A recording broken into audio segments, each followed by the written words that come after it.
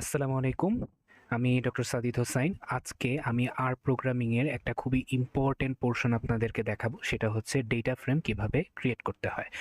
What is data frame? Data frame হচ্ছে basically একটা data set যেটার মধ্যে হচ্ছে অসংখ্য রো এবং কলাম থাকতে পারে, আনলিমিটেড নাম্বার থাকতে পারে। ফর এক্সাম্পল এই যে আমি কয়েকদিন আগে একটা পেপারের কাজ করলাম। এখানে দেখেন কিছু রো এবং কলাম আছে। এটাই হচ্ছে বেসিক্যালি ডেটা সেট। এখন একটা ডেটা সেট কিভাবে তৈরি করতে হয় সেটা আমি আপনাদেরকে একটু দেখাই। প্রথমেই হচ্ছে আমি একটা নতুন নতুন একটা প্রজেক্ট নিয়ে আমি পুরাটাই শুরু করি, কারণ এটা আমার আগের প্রজেক্ট। আচ্ছা, নতুন একটা প্রজেক্ট তৈরি করার জন্য যে স্টার্ট এ project, brand new directory, new project. এখন এটার আমি একটা হচ্ছে নাম দিব। ধরেন এটা হচ্ছে আমার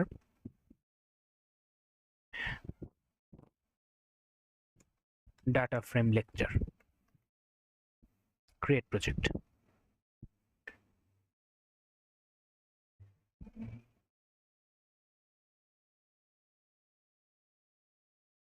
আচ্ছা, একদম সম্পূর্ণ নতুন একটা প্রজেক্ট হলো। এখন আমি একটা আর স্ক্রিপ্ট নামাবো। এটাই হচ্ছে আর স্ক্রিপ্ট। এই পোর্শনটাতেই হচ্ছে আমরা বেসিক্যালি হচ্ছে সব ধরনের কোডিংগুলা করব। আর প্রোগ্রামিং এর একটা ডেটা ফ্রেম তৈরি করার জন্য ডেটা ফ্রেম নামে নিজস্ব একটা স্পেসিফিক কোডিং আছে। সেটা দিয়ে হচ্ছে আমরা ডেটা ফ্রেমটা তৈরি করি। এখন ফর এক্সাম্পল আমরা যে ডেটা ফ্রেমটা তৈরি করব সেই ডেটা ফ্রেমের নাম দিলাম হচ্ছে Sadit. Sadit is equal to, তারপর হচ্ছে আমি আমার ডেটা ফ্রেমের কোডিংটা দিব। এই যে ডেটা ডট ফ্রেম, এটাতে চাপ দিলে হবে। এখন আমরা যে ডেটা ফ্রেমটা তৈরি করব, আমরা চাচ্ছি সেখানে কলাম থাকবে হচ্ছে ৩টা এবং রো থাকবে হচ্ছে ৪টা। এখন তাহলে আমরা হচ্ছে যে ডেটা ফ্রেমটা তৈরি করব সেটার ফার্স্ট কলামের একটা নাম দেই হচ্ছে কলাম 1। 1 দিয়ে একটা ইজ ইকুয়াল টু সাইন দিয়ে 1 ইজ টু 4 দিলাম। এখন আমি কি বললাম যে আমরা হচ্ছে ৩টা কলাম দিব, তাহলে একইভাবে আমি আরো কলামের নাম দিই। ধরেন কলাম 2, কলাম 2 কে আবার একটা ইকুয়াল টু সাইন দিয়ে দিলাম হচ্ছে ধরেন ওটা তো 1:4 দিলাম, তাহলে এটা দিয়ে হচ্ছে 4:, ধরেন 7 দিলাম। আবার একইভাবে আবার দিলাম হচ্ছে কলাম 3। কলাম 3টা তাহলে একইভাবে আমরা এটাকে করি হচ্ছে 7:10। এখন এটাকে আমরা একটু রান করি, দেখি এটা রান করলে কি আসে। রান করার জন্য মেনলি কন্ট্রোল এন্টার চাপ দিতে হয়। দেখেন সাদিদ নামে একটা ডেটা ফ্রেম তৈরি হয়ে গেল। এখন এটাকে আমরা একটু দেখি। দেখেন কলাম 1, কলাম 2, কলাম 3। কলাম 1 এ কি ছিল? 1:4, অর্থাৎ 1 থেকে 4 অনুযায়ী সব কয়টা সংখ্যা এখানে এসে পড়ছে, 1 2 3 4। আর এখানে ছিল 4:7, তাহলে 4 5 6 7। আর কলাম 3টা একইভাবে 7:10, তাহলে 7 8 9 10। এভাবেই হচ্ছে আমরা বেসিক্যালি একটা ডেটা ফ্রেম তৈরি করি। এখন অনেকে আমাকে এটা বলার পরে প্রশ্ন করে যে, "ভাইয়া তাহলে এটার কলাম 1 2 3 না দিয়ে এটাকে যদি আমি অন্য কোনো নাম দেই?" হ্যাঁ, আপনি যে কোনো নাম দিতে পারবেন। ধরেন এটাকে কলাম 1 টা কেটে আমি দিলাম সাদিত, কলাম 2 টা কেটে দিলাম হচ্ছে হোসাইন, কলাম 3 টা কেটে আমি দিলাম হচ্ছে স্বর্গ।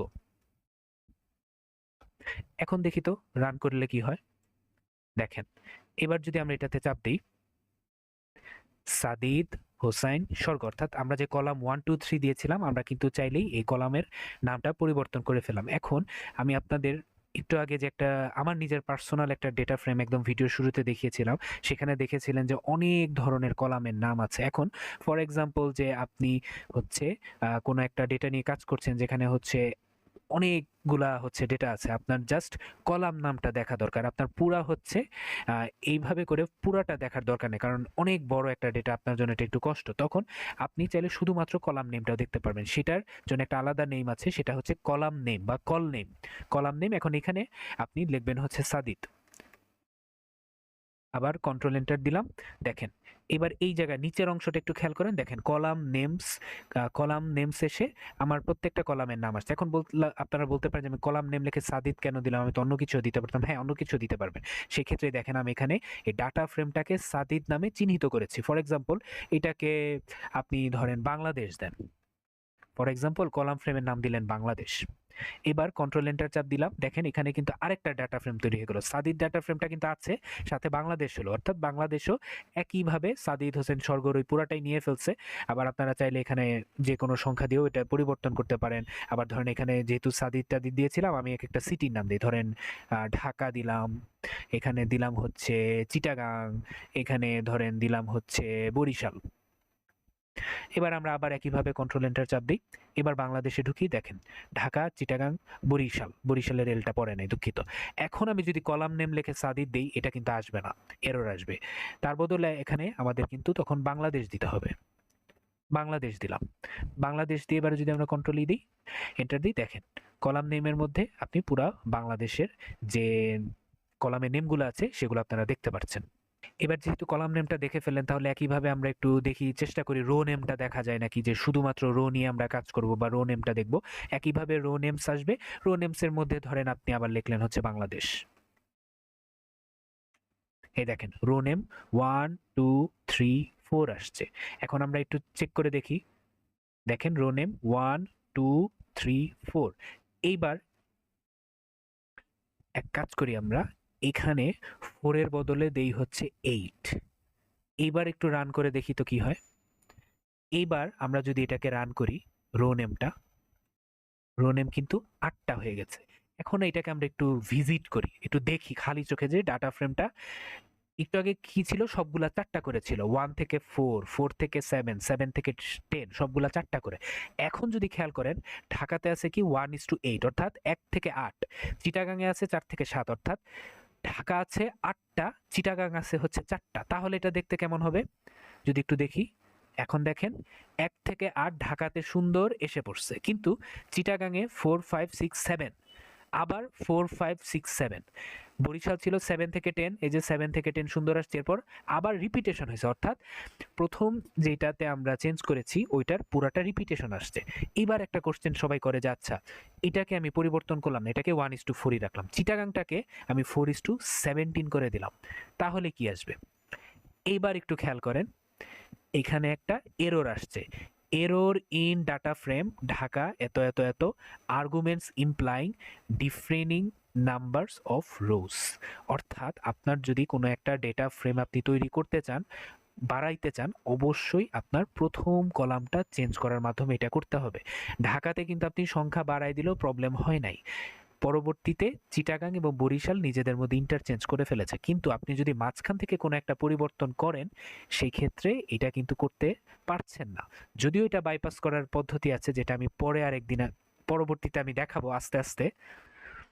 আচ্ছা ঠিক আছে, এখন তাহলে এই ভুলটাকে আমরা আবার একটু চেঞ্জ করি, মানে আবার আগের মতো সঠিক করে ফেলি যেন কোনো এরর না থাকে।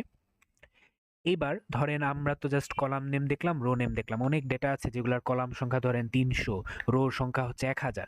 এখন আদৌ কয়টা কলাম আছে কয়টা রো আছে এটা তো আমাদের পক্ষে 1 2 3 করে গোনা সম্ভব না। এখানে যেভাবে আমরা অল্প ডাটা ছিল আমরা সহজে গুনতে পেরেছি, সো এইটাও আমরা অনেক ইজিলি গুনতে পারবো। ডাইমেনশন দিয়ে DIM, এই ডিম লিখলে দেখেন একটা সুন্দর একটা ডাইমেনশন এসে পড়ে। এই ডিম দিয়ে আমরা এখানে ধরেন বাংলাদেশ লিখবো, দেখেন 4:3, এটা দিয়ে বোঝাচ্ছে 4 প্রথমটা অলওয়েজ আমাদের রো রিপ্রেজেন্ট করবে, পরেরটা 3 রিপ্রেজেন্ট করছে হচ্ছে আপনার কলাম, অর্থাৎ বাংলাদেশে আপনার কলাম আছে 3টা, 1 2 3টা, আর রো আছে 1টা 2টা 3টা 4টা। এরপরে আমাদের আরেকটা সেগমেন্ট শেখার বাকি আছে। এই যে আমরা যে বিভিন্ন রো কলাম দেখছি, কিছু কিছু ডেটা ফ্রেমের মধ্যে ধরেন আপনার জাস্ট নাম্বার দেওয়া 1 2 3 4 দিয়ে, কিছু কিছু ডেটা ফ্রেমে আপনার হচ্ছে কোনো একটা ব্যক্তি বস্তুর নাম দেওয়া। সো বলা যেতে পারে যে এক একটা সংখ্যা বা এক একটা যে ডেটা ফ্রেমের বিভিন্ন ধরনের ক্যারেক্টার থাকতে পারে। এখন তাহলে আমাদের এই ক্যারেক্টারটা আমরা কিভাবে দেখতে পারবো, এটা দেখার জন্য আমরা স্ট্রিং ভ্যারিয়েবলটা ইউজ করি। এটার ক্ষেত্রে আবার একইভাবে বাংলাদেশ লিখলাম, বাংলাদেশ লিখে এটাকে আবার কন্ট্রোল এন্টার দেই, দেখেন সুন্দর করে একটা বক্স হিসেবে আসছে, এবং আমাদের ঢাকা চিটাগাং বরিশাল সবগুলাতেই আমাদের ইন্টিজার ভ্যালু আছে। ইন্টিজার মানে হচ্ছে বেসিক্যালি নাম্বার। এখন এখানে যদি ইন্টিজারের বদলে অনেক সময় নাম থাকতে পারে, অনেক সময় বিভিন্ন অ্যাসেন্ডিং ডিসেন্ডিং অর্ডার থাকতে পারে, এটার জন্য হচ্ছে আলাদা আলাদা নাম দেওয়া থাকবে। এতক্ষণ আমরা জাস্ট দেখলাম যে ডেটা ফ্রেমকে আমরা কিভাবে দেখতে পারি, চিনতে পারি, কিন্তু আমরা কিন্তু কোনো ডেটা অ্যানালাইসিস করলাম না। যেহেতু একটা ডেটা ফ্রেম তৈরি করলাম, ছোট্ট একটা অ্যানালাইসিস করি। আমি একদম ফার্স্ট ক্লাসের ইম্পর্টেন্স অফ আর এর মধ্যে কিন্তু বলেছিলাম যে আর প্রোগ্রামিং দিয়ে ডেটা অ্যানালাইসিস করাটা খুবই খুবই ইজি। একটা ছোট্ট এক্সাম্পল দেখাই।